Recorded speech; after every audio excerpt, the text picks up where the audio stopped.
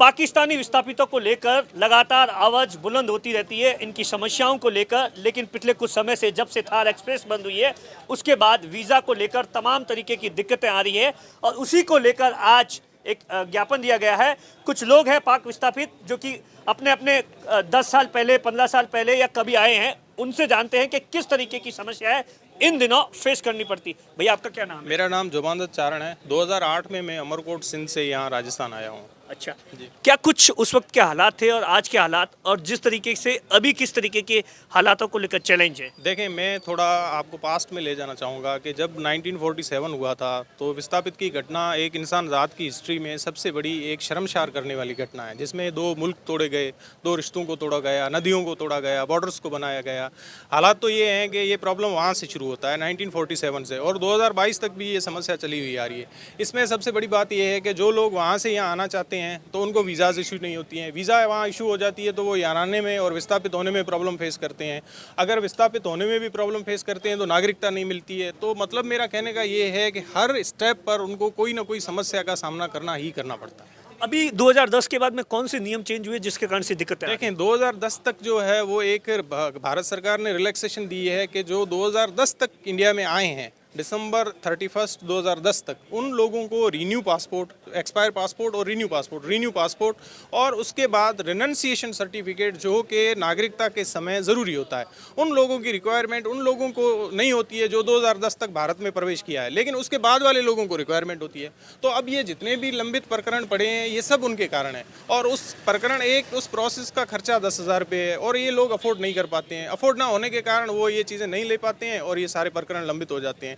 CA को लेकर जिस तरीके से सरकार ने दावा किया था, क्या कुछ उसका कुछ जमीन स्तर पर फर्क दिखता है? देखें, सबसे पहली बात यह है कि एक तो सीए बहुत खुश करने वाला हमारे लिए एक रे ऑफ होप थी, और उसके बाद ये रे ऑफ होप जो है वो हमारे को बहुत निराश कर रही है कि 3 साल 2 साल लंबित होने के बाद भी ये इम्प्लीमेंट नहीं हो सका है, और इम्प्लीमेंट ना होने के कारण ग्राउंड लेवल पर किसी को भी इसका फ़ायदा नहीं लगा है। ठीक है ना। अभी वही नियम है जो 1955 के एक्ट में डिमांड करते हैं सरकार? देखें, हम ये डिमांड करते हैं कि एक तो तुरंत सीए लागू किया जाए, जिससे ये सारी डॉक्यूमेंटल जितने प्रॉब्लम है ये सारे खत्म हो जाएंगे। दूसरा, यहाँ पर लोगों को स्थापित होने के लिए रोजगार, एजुकेशन, घर या किसी चीज़ के अंदर, या इवन जो सामाजिक सुरक्षा की यहाँ पर स्कीम्स है उसमें पाकिस्तानी नागरिकों को भी शामिल करने का प्रावधान किया जाए। क्या नाम है आपका? रेवंत सिंह। कद आया बा? मैं सोडा सुंदरू गाँव है, बाढ़ में रिवा से। ये जो मैं आया पाकिस्तान एक ही जगह रहा। यहाँ मोटी दिक्कत है कि अद्धो परिवार वो रहे, अद्धो परिवार एक बैठो है। हम नहीं मिलन है, नहीं कुआण, नहीं जान, नहीं बिया शादी नहीं पुगे, नहीं दिक्कत आ रही है, बहुत दिक्कत आ रही है। एक्सप्रेस है चालू होती तो ये भी ना पासपोर्ट को जाता मिली 15 महीनों रही 50 था, वो बात हमें है नहीं। हमें बहुत परेशानी है। की मांग करो सरकार? मांग तो है करे कि ट्रेन चालू करे तो आन जान पच्चीस चालू है। अच्छा, क्या नाम है सर आपका? मेरा नाम बने सिंह सोडा है। आप कब आए सर? मैं खिपरो सिंध से 2006 में यहाँ राजस्थान आया हूँ। अच्छा, क्या कुछ अभी समस्याओं से फेस करना पड़ रहा है क्या कुछ?